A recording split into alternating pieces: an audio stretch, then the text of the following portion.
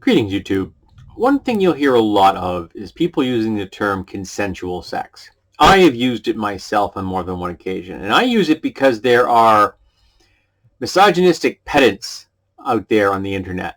And if you don't get incredibly specific, they will assume the worst because it serves their particular narrative. So by saying consensual, I am disavowing and cutting children and animals out of the equation. Because yes, they will throw children and animals into the equation if they can, because they're terrible, terrible people. But out in the real world, where people aren't misogynistic bigots, there is no such thing as consensual sex. There's just sex. If it isn't consensual, it's called rape. Because rape is not a type of sex. Rape is rape. Sex is sex. And that seems to be a mind-blowing concept to some people who see rape as simply another type of sex. And most of the people in that category would be of the conservative type, the socially conservative type. You see a lot of people in Congress, old white dudes, talking about legitimate rape. And, you know, if a woman's raped, just way of shutting that stuff down. You know, you don't get pregnant in their minds. It doesn't work that way. And they are just so eager to include rape as part of sex.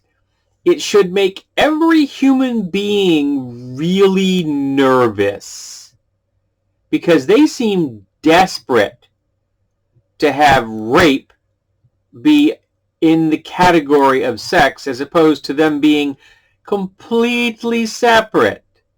But social conservatives really want to bring them together. And that should concern us all. Why do they want to do that?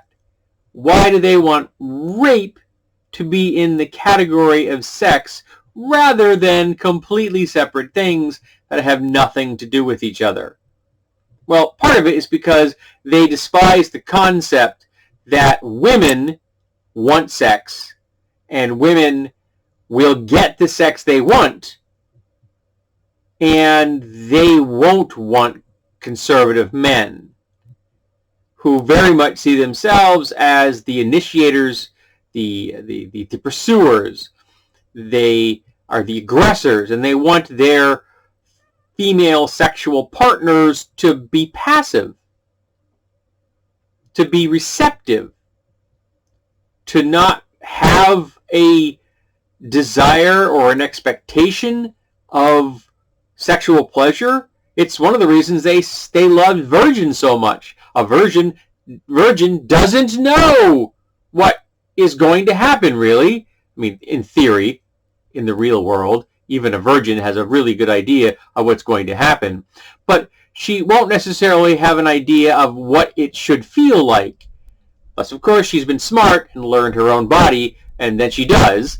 And that's also something that the social conservative men hate. They despise the concept that women can pleasure themselves. If men pleasure themselves, that's fine.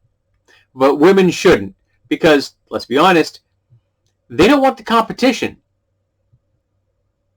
Because, frankly, I don't know if they know how to get a woman off.